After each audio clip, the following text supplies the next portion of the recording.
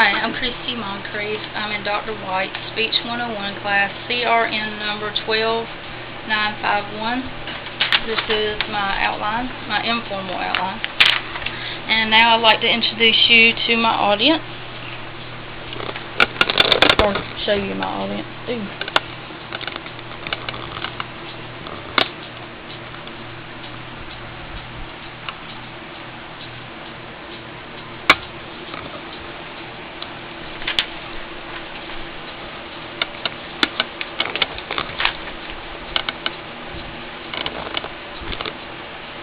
I like to begin with a story.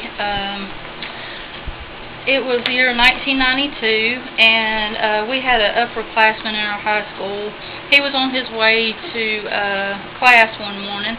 He veered off the road, hit a tree, and was thrown from the car. And authorities say if he would have been wearing his seatbelt, he would have made it. But of course, he did not make it because he was not wearing his seatbelt.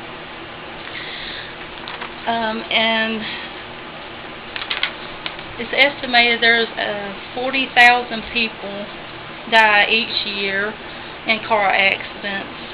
We hear these statistics so often now that it doesn't seem to affect us as much as it used to.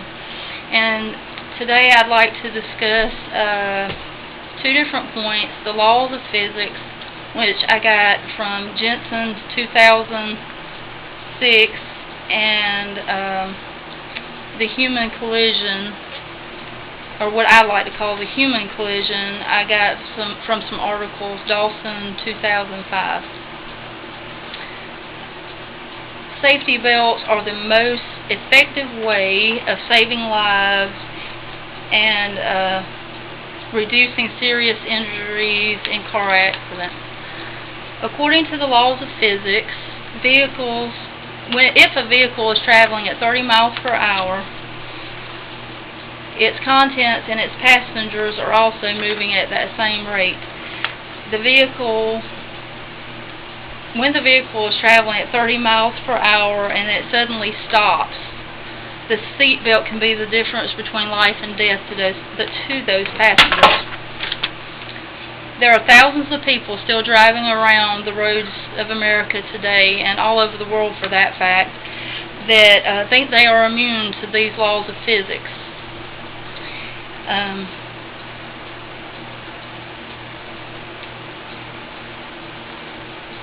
Simply because they're just not wearing their seat belts. In a crash, unbelted passengers will fly towards the point of impact, colliding with anything in their path with several pounds of moving force. Airborne objects maintain their momentum, and they don't have any option of where they stop or where they land. Now that we have kind of reviewed the basics of the laws of physics when it comes to talking about a collision and what it really does to a person, I'd like to move on and talk about the human collision. Let's imagine, for instance, running as fast as we can and running into a brick wall. Now I know that sounds a little absurd, but just imagine the impact that it will have, and how much hurt and pain would just come from hitting a wall, running as fast as you can into it. And this is just an example of the situation that you would face if you were involved in a front-end collision at only 15 miles an hour. The car going at 15 miles per hour, when it stops within the first tenth of a second. I mean, that, you can't even imagine how quick that is. And when that collision happens, the passenger will fly forward until something stops that passenger, like the steering wheel, the dashboard, the windshield, or even if none of those stop the passenger, then something outside, like the telephone pole, the tree, anything will stop.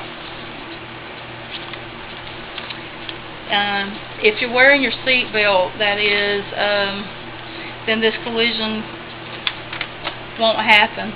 And it's bad enough at only 15 miles an hour.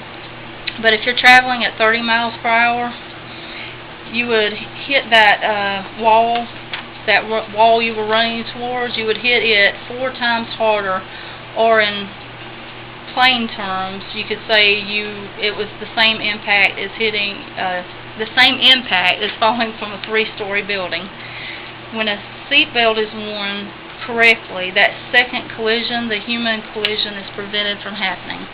The safest place to be when involved in a collision is in the vehicle seat, held securely in place by the safety belt. No matter how battered the outside of the vehicle may be, the vehicle seat is the safest place. Thank you.